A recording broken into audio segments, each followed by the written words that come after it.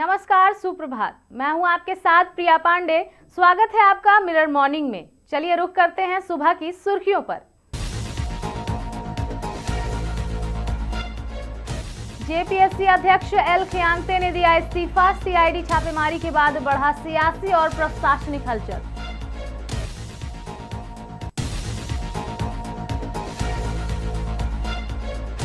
दिल्ली में राहुल प्रियंका की हिरासत के विरोध में रांची में कांग्रेस का प्रदर्शन।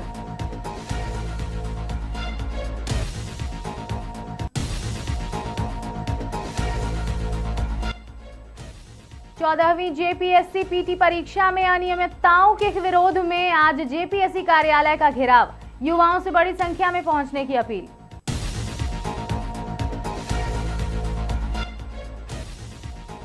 रिम्स में स्वास्थ्य सेवाओं का होगा विस्तार। 200 नए वेंटिलेटर और रोबोटिक सर्जरी को मिली मंजूरी।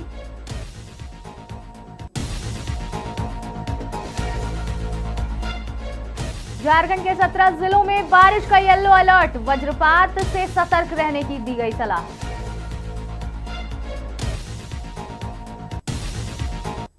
अब बढ़ते हैं विस्तृत खबरों की ओर। पहली खबर जेपीएससी से जुड़ी हुई है। जी हां, झारखंड लोक सेवा आयोग के अध्यक्ष एल खियांगते ने अपने पद से इस्तीफा दे दिया है। उनका इस्तीफा ऐसे समय पर आया है जब हाल ही में जेपीएससी कार्यालय में सीआईडी और रांची पुलिस की संयुक्त टीम ने छापेमारी की थी। यह कार्रवाई परीक्षा से जुड़ी कथित अनियमितताओं की जांच के तहत की गई थी। छापेमारी के कुछ ही समय बाद अध्यक्ष के इस्तीफे ने पूरे मामले को और चर्चा में ला दिया है। हालांकि सरकार और जेपीएससी की ओर से अभी तक इस्तीफे के कारणों पर कोई आधिकारिक बयान जारी नहीं किया गया है। मामले की जांच जारी है और इस घटनाक्रम पर सभी की नजरें बनी हुई हैं।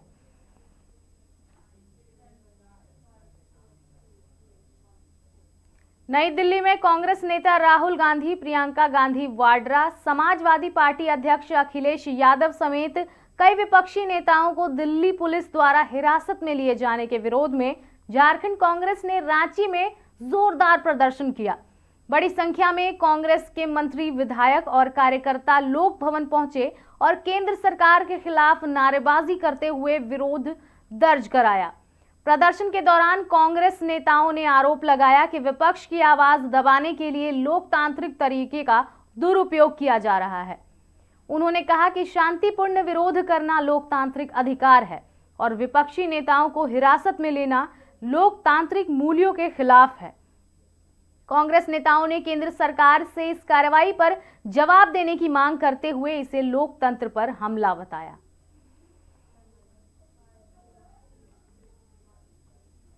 चौदहवीं जेपीएससी प्रारंभिक परीक्षा पीटी में कथित अनियमितताओं और भ्रष्टाचार के विरोध में भारतीय जनता युवा मोर्चा आज यानी कि 22 जुलाई को रांची स्थित जेपीएससी कार्यालय का घेराव करने वाली है।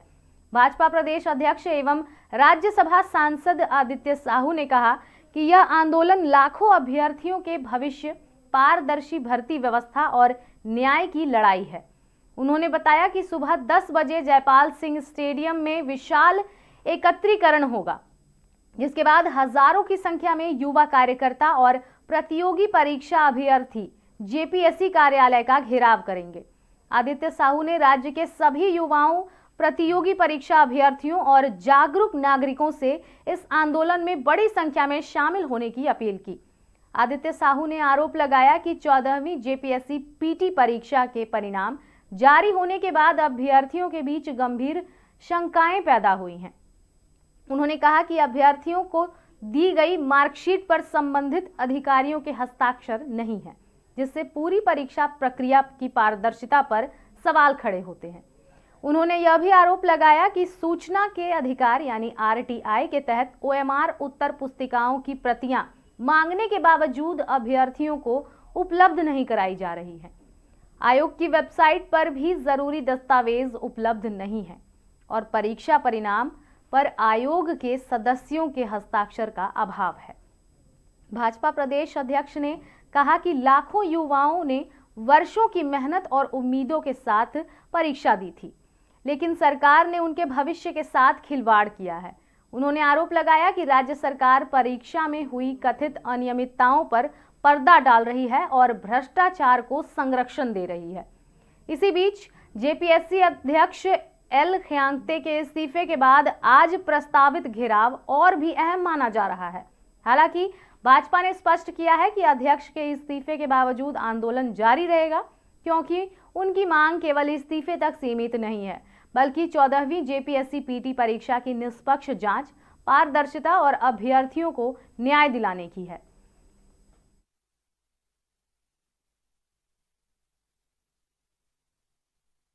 कांग्रेस और सारी विपक्षी पार्टियां जान रही है कि लोकतांत्रिक तरीके से इस देश में सत्ता में नहीं आ सकते। हताशा में आकर देश में अराजकता फैलाने की एक कांग्रेस नौटंकी करने का काम कर रही है। आप जरा बताइए कि झारखंड में कांग्रेस के समर्थन में चलने वाली सरकार जो विगत 6 वर्षों से जो सरकार में बार बार जो जेपीएससी, जेएसएससी, सीजीएल और उत्पाद सिपाही बच्चों की, युवाओं की जो बहाली इस सरकार द्वारा की जा रही थी, जिसमें 19 बच्चों की मौत हो गई, कांग्रेस क्यों उस मुद्दे पर मौन रही? ये जो जेपीएससी, सीजीएल और जेएसएससी पर जो बार बार जो छात्रों के साथ जो अन्याय अत्याचार हो रहा है, उस पर कांग्रेस क्यों मौन है? आज जिस प्रकार से लोक भवन के सामने इन लोगों ने धरना देने का काम किया है, तो उस धरना के माध्यम से हम कहना चाहते हैं, उस धरना में भी ये भी बात स्पष्ट करने का काम करें कि झारखंड के युवाओं के साथ, उनके भविष्य के साथ, उनके भविष्य की हत्या करने का काम किया है, वैसे युवाओं का रोजगार छीनने का काम किया है, उसके बारे में अपनी स्थिति स्पष्ट करने का काम करें कि किस परिस्थिति में वैसे जो अपराधी हैं, जो धोखाधड़ी का काम करते हैं, जो बार बार परीक्षाएं घोषणा होने के बाद प्रश्न पत्र लीक होते हैं, उसकी जांच आज तक क्यों नहीं की गई? क्यों इस प्रकार के लोग पकड़े नहीं गए इस धंधे में जो लिप्त थे? इसलिए मैं मांग करता हूं और ये कहता हूं कि कांग्रेस पहले प्रचार, चरित्र और चेहरा को देखने का काम करे, तब दूसरे पर आरोप लगाने पर विचार करे। झारखंड के सबसे बड़े सरकारी अस्पताल रिम्स में स्वास्थ्य सुविधाओं को आधुनिक बनाने की दिशा में बड़ा फैसला लिया गया है। रिम्स की शासी परिषद की बैठक में मरीजों को बेहतर और अत्याधुनिक उपचार उपलब्ध कराने के लिए कई महत्वपूर्ण प्रस्तावों को मंजूरी दी गई। बैठक में अस्पताल में 200 नए वेंटिलेटर लगाने की स्वीकृति दी गई, जिससे गंभीर मरीजों के इलाज की क्षमता में उल्लेखनीय बढ़ोतरी होगी। इसके साथ ही मेडिकल छात्रों की पढ़ाई को आधुनिक बनाने के उद्देश्य से स्मार्ट क्लासरूम विकसित किए जाएंगे, ताकि डिजिटल तकनीक आधारित शिक्षण व्यवस्था को बढ़ावा मिल सकेगा। परिषद ने रिम्स में रोबोटिक सर्जरी शुरू करने के प्रस्ताव पर भी मुहर लगा दी है। इसके लागू होने के बाद जटिल ऑपरेशन अधिक सटीकता से, कम जोखिम और तेजी से किए जा सकेंगे। इससे मरीजों को बेहतर उपचार मिलने के साथ साथ अस्पताल की चिकित्सा सेवाएं भी नई तकनीक से लैस होंगी। रिम्स प्रबंधन का मानना है कि इन फैसलों से अस्पताल की उपचार क्षमता और चिकित्सा शिक्षा दोनों को मजबूती मिलेगी। आने वाले समय में मरीजों को आधुनिक स्वास्थ्य सुविधाओं का लाभ मिलेगा और रिम्स पूर्वी भारत के प्रमुख उन्नत चिकित्सा संस्थानों में अपनी पहचान और मजबूत करेगा।